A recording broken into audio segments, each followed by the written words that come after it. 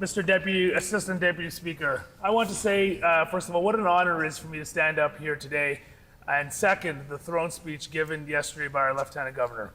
This is my first address to a throne speech as an MLA, and what an important speech it was yesterday for the people of Manitoba, Winnipeg, and the constituents of Fort White.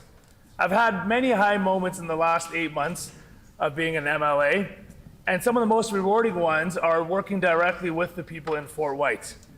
Some things I've been able to accomplish in the short period of time I've been there is a $1 million splash pad going in at the White Ridge Community Center. Nice. We've granted funds to Lindenwood's Community Center for $30,000, White Ridge Community Center for $60,000, and we've widened McGilvery Boulevard with lights at Mercury and South Landing for safety, traffic flows, and businesses. There's many more great things to come, and I look forward to my ongoing role as MLA in Fort White. For many years, I was able to enjoy these areas with my son. I am grateful that our government has been able to support the growth of many organizations and beautiful areas throughout Fort White. There are a few gems in Fort White I would like to highlight right now, and my favorite is Fort White Alive with Liz Wilson, the president and CEO. Now, a lot of people don't know this, but Fort White Alive hosts 20% of Winnipeg's green space right in my riding. It provides 7 kilometers of walking trails, 2 lakes, and endless opportunities to connect with nature in an urban setting. I was pleased and honored to join our government last week to MC an announcement there at Fort White Alive with a new water management strategy, the first of its kind in 20 years. There's also a ton of local small businesses in my riding that I love to frequent often. Calabria Market and fine wines, even though I don't drink wine. Hangers Pool Hall, where I love to play pool with my son. Oxygen Yoga, Clay Oven, Linden Ridge Family Chiro. Trans-Canada Brewing, which again, I don't drink alcohol, but has the best pizza in town. Vita Health and many more.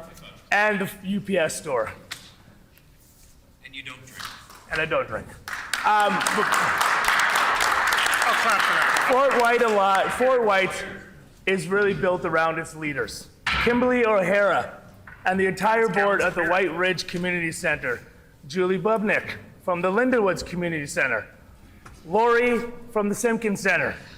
The seniors, which I frequent often at the Lindenwoods Retirement Living, including multiple buildings, Lindenwoods Terrace, Lindenwoods Manor, Lindenwood East, places like Parkway, Villanova, Sterling House, all in Fort White. Carly Lamoka and her family at the Kubota Center. Community leaders like Amarjeet Warich, James Bueller, George Constantinides, Gary Magneth, Sherry Zealand, Matt Coughlin, Yog Gupta, and many more, all from different backgrounds and walks of life in Fort White, making Fort White better. My apologies, Mr. Deputy Speaker, Assistant Deputy Speaker. I could go on and on and on about the great things happening in Fort White, but I'm excited today to talk about the throne speech from yesterday. Excited to hear that our government is investing so much in community and areas all around the province to make life better, safer, more affordable for everyone in Manitoba. In listening to yesterday's throne speech, I began to realize that every private member statement I have done in my brief time here without knowing ties directly into the throne speech. Even reflecting on my election and the promises I made during my election tie in directly to the throne speech. My first private member statement was recognizing PAL, Pembina Active Living 55, a great network of people working in the community led by Dr. Sandra Sukan, volunteers that help and bring seniors of all cultures, religions, and life experiences together. My next private member statement was honoring a born and raised U of M scholar football player who had the dream of playing for the Blue Bombers and got to do it for a little bit of time until the pandemic came, and unfortunately his career was cut short. But now he gives back and coaches the Bisons, forming the next generation of student athletes to become leaders. DJ Lalama. Third statement was a sombering one, acknowledging the tragedy of Flight PS752 that was shot down on January 8, 2020 by the IRGC in Iran. But from a senseless act of violence, the community of Fort White came together and now has planted 176 beautiful trees and a memorial for each one of those lives taken. I was honored to attend and support this project. Now, I'd like to take a brief moment and invite everyone in here this weekend, Saturday, November 19th, to honor the victims of this massacre and stand in solidarity with the people of Iran that are currently sacrificing their lives for human rights. On November 19th, 2022 at 1:30 p.m., there will be a rally at the Canadian Museum of Human Rights, and I invite everyone to join there. On October 25th, I was pleased and honored to pass my first resolution unanimously, calling on the federal government to take further steps to support the people of Iran. And my last member statement acknowledges Brenda Bain and his wife, Dana Paulson, for the hard work they've done in Fort White to combat the increasing crime happening in Fort White and building a safer community. Now, you might be sitting there, Mr. Deputy Assistant Speaker, saying, what do all these private member statements have to do with the throne speech? Well, the fact of the matter is that they all tie in to building a stronger, safer, happier, more inclusive community, which were all echoed throughout the throne speech. They're about building a stronger Manitoba, a stronger community, and a safer, more affordable, more inclusive Manitoba. When I ran in my by-election just 8 months ago, I ran on the vision of a few things. But my main goal was to campaign to be an MLA who listens, advocates for my community's needs, and works tirelessly to build a closer and stronger community, which I truly believe is what needed here in this time of divisiveness, where false accusations and misleading statements are corroding the very integrity of what we are doing here. When I was at the door or on the phone, I heard the same thing over and over again from people in Fort White, and I have not forgotten those comments. I made a promise to them then that I would take their concerns about crime, about affordability, about healthcare to government, and that is exactly what was done in the throne speech. I am proud to be part of this government that is listening to Manitobans. I am very pleased to see the leadership of our Premier listening to Manitobans and creating a plan that will not only make things better in the short term, but will continue to sustain and protect our services for generations to come. The issues are the same as what I was hearing on the doorsteps a year ago, 8 months ago, and we hear today. I get stopped at the grocery store often and chat about the same issues. We need to make our communities safer. We need to reduce the crime in our city. We need to help the homeless, and support individuals living with mental health and addictions. Healthcare. We need to clear the surgical and diagnostic backlog and have better healthcare sooner for all Manitobans. Affordability. With rising inflation and economic uncertainty, life is getting more expensive, and we need to help. And we need to get our community back together. I am very happy to say that the throne speech addressed each and every one of these issues. Our government is taking action and working hard, not only for the residents and in my riding of Fort White, but for all Manitobans. When it comes to making our community safer, this is not only for the downtown community like many people think, it's for all areas in Manitoba. Right now, many of us do not feel safe going to places that we used to. Times have changed from back in the day. Mr. Assistant Deputy Speaker, I'm sure you were back in the day when you were a child. We used to run around and play in the streets till it was dark outside. We used to leave our garages open, go play in the park without a parent or any supervision, and play tag. All these ideas seem a very far distant from reality now. And again, I'm not talking about downtown, I'm talking about throughout Manitoba and even in my constituency of Fort White. That's why I'm proud to say people in Fort White are taking up the call for action and forming groups, and I'm happy to support them to deal with the ongoing crime that's happening in Fort White. This very serious concern was reflected in the throne speech. Our government will continue to take strong action to combat crime and violence at its root cause across our province, while supporting vulnerable Manitobans. Our government announced that we are increasing our annual funding rates to shelters, transitional housing, and homeless outreach mentors to $15.1 million from $6.1 million.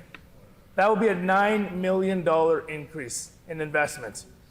We will continue to focus on efforts on underlying issues such as homelessness, addictions, and mental health by providing increased support to frontline law enforcement officers.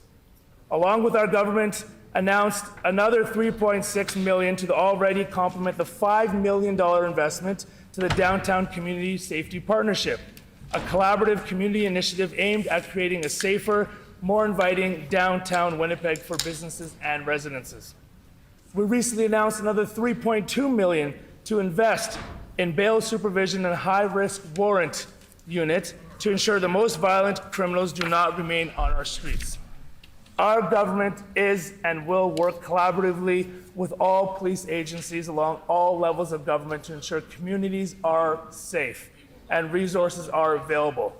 Winnipeggers have been asking for this, we have been listening, and we are taking action. When it comes to our healthcare, we need better, faster, and more consistent healthcare. We are working tirelessly to get this done. Through innovation, partnership, consultation with experts, and our government putting our focus on patients first, not ideology. When member opposite fail to understand and continue to simply put false statements on the record, is like all other Canadian provinces, Manitoba is facing a shortage of health-trained professionals. Last year, our government committed to establishing 400 new nurse training seats within the province, but we are prepared and doing so much more for that. We recently announced we will add 2,000 more professionals to our healthcare system through our aggressive $200 million multi-year health human resource action plan. At the doors, I heard concerns about surgical and diagnostic backlogs. We invested $110 million into that. And as of yesterday's throne speech, it was stated that cataract surgery backlogs have dropped from 1,200 cases in February to 116 in August. That's a drop of 91%. And this morning in the House, we heard today that it's actually the backlog is at 0. Wow. The number of backlogged orthopedics, total hip and knee replacements, have decreased by 27%. Ultrasounds and scans are down from 4,463 to 1,962. We are getting it done. Members opposite don't want to believe it, they don't want to see it, they don't want to understand that we are a government that is getting it done, no matter how painful it is for them to recognize that.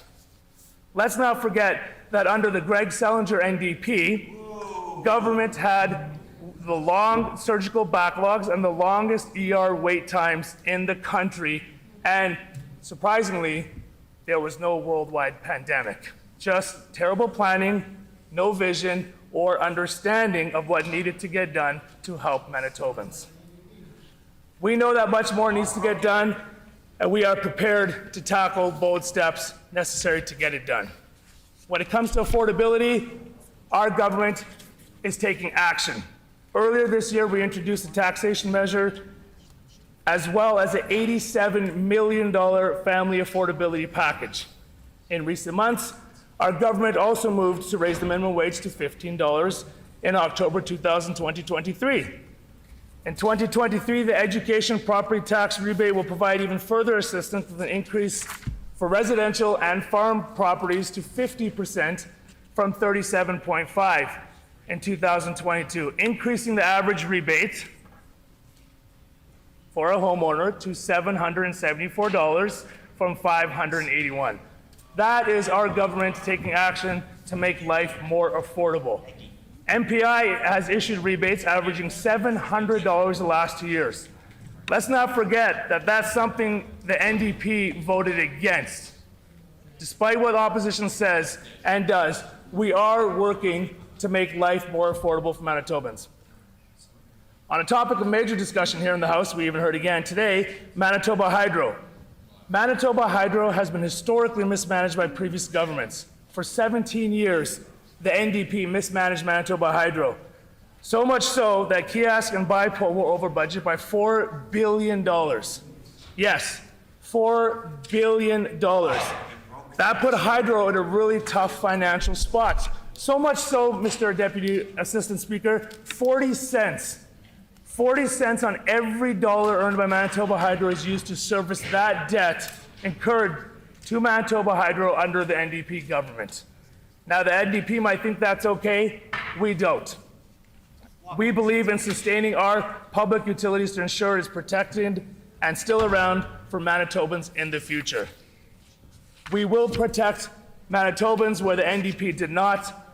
We will make life more affordable during these difficult times in the future.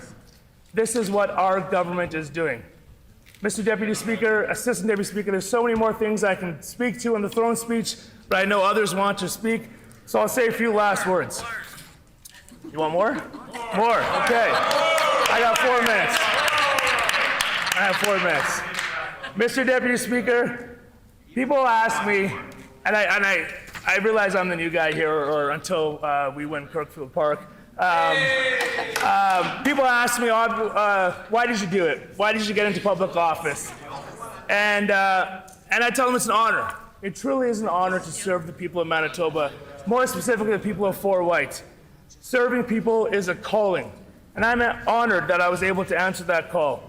I tell them I did this because I want to make a difference and help people, and I want to make Manitoba a better place for everyone.